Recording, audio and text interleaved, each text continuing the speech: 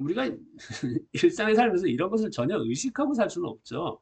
까맣게 생각 안 하고 잊고 사는 그런 면모가 근데 우리 삶에 있다는 것을 다시 한번 여기서 어, 주장을 하고 있어요.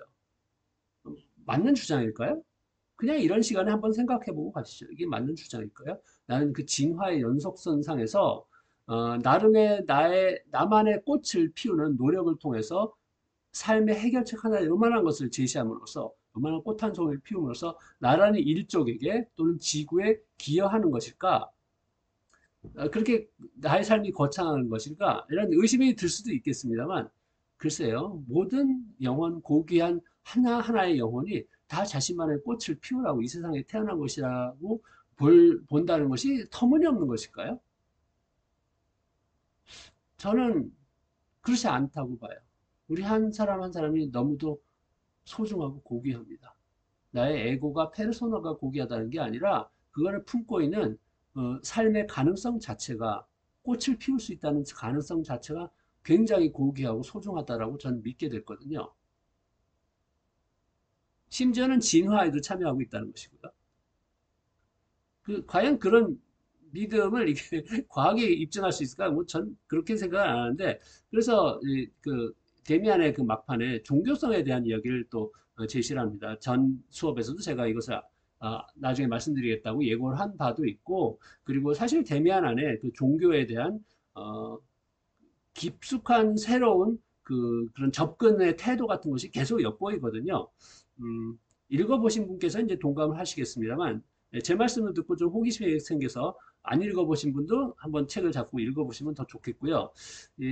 저는 뭐 밝혔다시피 종교가 없는 사람임에도 불구하고 저 안에 개인적인 사적인 종교성을 매우 중시하는 사람으로서 이런 해석을 합니다. 종교성의 요체는 무엇이냐? 음, 에고를 초월하는 것이 종교성의 하나의 요체라고 생각해요. 또 다른 것들도 있습니다만, 그러니까 에고라는 것은 사회적으로 형성되는 것이고, 그리고 육체적인 나하고 사회적인 욕구하고 이제 조정해서 매개하는 그런 역할을 하고 있는데, 육체적이고 사회적인 것을 뛰어넘는 그런 나가 있을 수 있다는 가정에서 종교성을 저는 이야기하려고 합니다. 어, 그걸 잘 예시해주는 그런 유명인들의 이야기를 제가 여기다 나열한 것이거든요. 미국의 신화학자 조지프 캠벨 선생은 이런 말을 했는데 제가 어떤 강의에서 이 결혼이란 시련, 결혼이라는 시련은 관계라는 신 앞에 바쳐지는 자아라는 재물을 겪는 것이라는 구절을 보여드릴 때 어떤 학생들이 막 웃으면서 이런 말을 했어요. 아이, 자아를 그 재물로 바쳐버리면 뭐가 남냐는 얘기예요. 나한테 남는 게 뭐냐. 그 말도 참 일리가 있는 말이라고 생각합니다. 내가 짝을 만나서 그 사람과의 삶을 살아가요. 거기에 내 자아를 헌납했어요. 그럼 나한테 남는 게 뭐냐? 그걸 봐야 된다는 거죠. 그걸 알아내야 된다는 것이에요. 자아를 바치고도 남는 나가 있냐? 그게 자기예요. 자기가 호령하는 나머지 나의 부분들이에요. 그 부분들을 우리가 일상에서 생물학적인 욕구를 충족시키는 것만으로 알기가 힘들고 사회에 맞추는 것만으로도 알아가기가 어렵습니다. 그래서 에고를 뛰어넘는 내가 있다는 것이에요. 그것을 알아내려는 헌신 같은 것이 있을 때 결혼을 제대로 이어갈 수 있다는 이야기이기도 해요. 좀 말씀이 어려운 것 같습니다만 여러분 그 서구적이거나 아니면 전통 혼례에서도 결혼이 그냥 사회적인 가문의 결합 수준을 뛰어넘는 축복을 요구한다는 거 알고 계시죠? 그래서 많은 사람들이 종교가 없음에도 불구하고 기독교적인 예식을 따르기도 하고요. 그리고 성당에 가서 결혼식을 하기도 하고 일본 사람들도 그런 것도 많이 하는데 그러니까 이게 사회를 뛰어넘는 신적인 경제 축복을 원하는 것이에요. 이게 그냥 기복신앙이다, 마음의 위안을 삼기 위해서다라고 얕게 볼 것이 아닙니다. 그러니까 인간의 그 남성과 여성이 만나서 하나의 가정을 이루고 대체로 그런 형식으로 가정을 이루어가는데 그렇지 않은 분들도 계시니까. 근데 거기에는 축복이 필요한데 그 축복은 사회를 뛰어넘는 경지에서 오는 것이 있다는 것이에요. 용심리학에서도 그것을 강조합니다. 그러니까 자신의 에고를 뛰어넘으려는 노력을 하지 않는 사람들이 가정을 많이 망치는 경우에 대해서도 경고를 하고 있기도 하고요.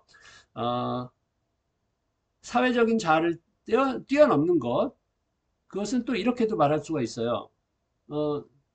이 내일 지구가 망해도 사과나무를 심겠다는 것은 이게 사실 스피노자나 루터가 한 말이 아닌데 그 출처는 아직 우리가 밝히지 못하는 구전입니다만 이게 내일 내가 죽는데 왜 이런 쓸데없는 짓을 하나라는 의문이 분명히 들거든요. 합리적으로. 타고르도 비슷한 말씀하고 계세요. 나하고 상관없는 내일에 투마로 내일의 일에 왜 내가 지금 헌신해야 될까? 말도 안 되는 얘기 같습니다. 그 이유는 내가 죽어 없어져도 남는 나가 있기 때문이라고 예상할 수도 있거든요. 과연 남는 나가 뭘까요? 글쎄요. 내가 죽더라도 나는 나의 벗들과 가족과 후손들의 마음속에 살아 있을 것이니까 내가 계속 영속된다고 볼 수 있을까? 이건 그냥 문학적인 표현인 것 같기도 합니다만, 어, 나의 생물학적인 실체가 사라진다 하더라도 그 세계가 의미 있다라고 믿는 것이 종교성이라고 저는 생각을 해요. 지금 살아있는 나만 그저 잘 먹고 잘 살게 만들려는 것을 뛰어넘는 삶의 가치, 추구점이 있다라는 믿음을 수용하는 게 종교성이라고 저는 생각해요. 저는 그것을 수용하게 됐어요. 이것은 합리적으로 받아들일 수 있는 관점이라고는 저는 생각하지 않습니다. 철학적으로, 논리적으로 받아들일 수 있는 관점이라고 생각하지 않아요. 하지만 전 죽어서도 계속 꽃피울 사과나무가 있기를 바라고 그것에 저는 오늘 어떤 긍정적인 영향력을 행사할 수 있기를 바라거든요.